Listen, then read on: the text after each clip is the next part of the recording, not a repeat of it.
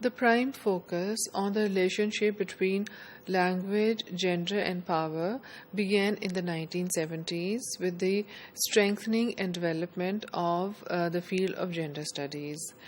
In this module, we'll see how the developments in the field of gender studies have contributed to our understanding of the relationship between language, power, and gender.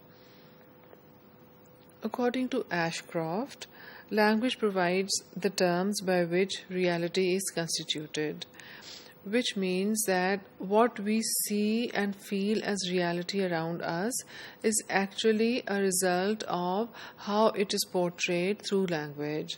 So, in this way, for many of us, in fact, for all of us, reality is constructed through language.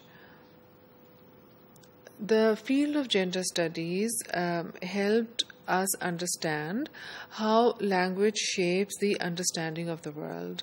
So now, as a result of the developments in this field, we know the role that language plays in our understanding of the world, and also how language raises our awareness about the role of women in this world, or the place of women in this world. The field of gender studies has undergone different phases of development. In the 1970s, efforts were made to expose gender biases. So all that these studies did was to expose to the world how there were biases observed between men and women. For example, how men were considered superior to women, how they were given better socioeconomic opportunities, so on and so forth. So during this period, most of the studies were devoted to exposing these biases which existed in different societies in the world. During this time period, it was also shown how male domination was observed, or how male domination was practiced in the form and function of language. So it was shown through different studies that the forms that language took, the forms which were used in language, and different functions which were performed by language, they also perpetuated this male domination. So this period was completely devoted to exposing these distinctions, these male-female biases in societies. Then between 1980s and 1990s, the notion of gender inequality was replaced by power-based views.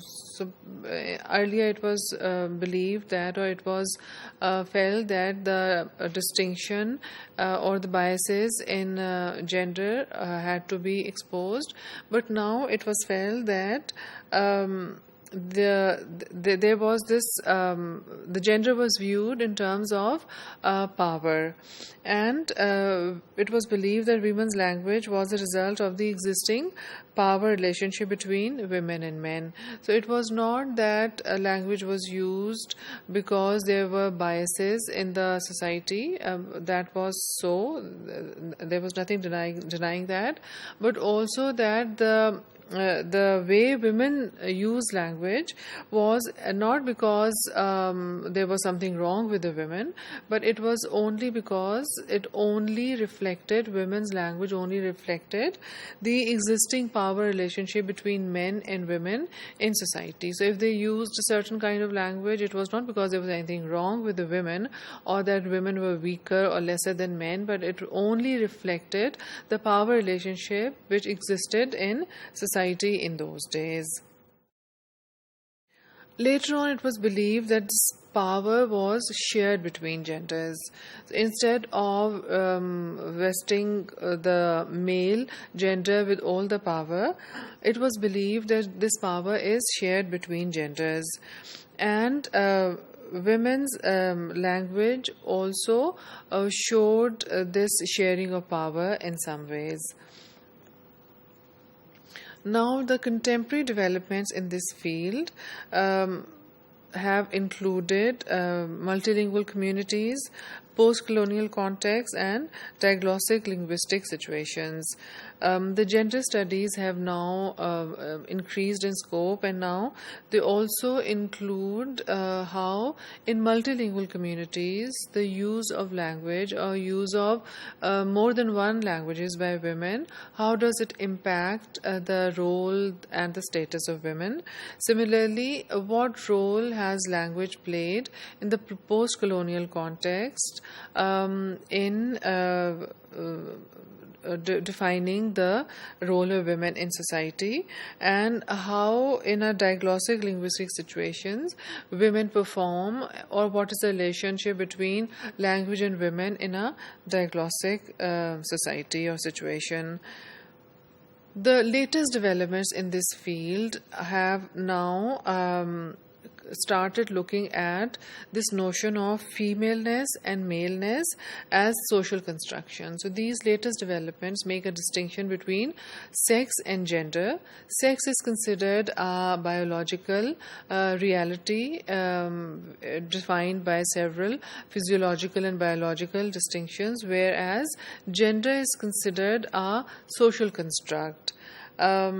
And a lot of attention is paid to understanding how language is playing its part in constructing constructing different genders in society, and what role language is playing in constructing gender in different global and local multilinguistic communities. How is language being used to construct gender not only in monolingual countries or not vis-a-vis one language only, but how in multilingual contexts, both international and local, how language is helping in constructing these gender roles and gender identities.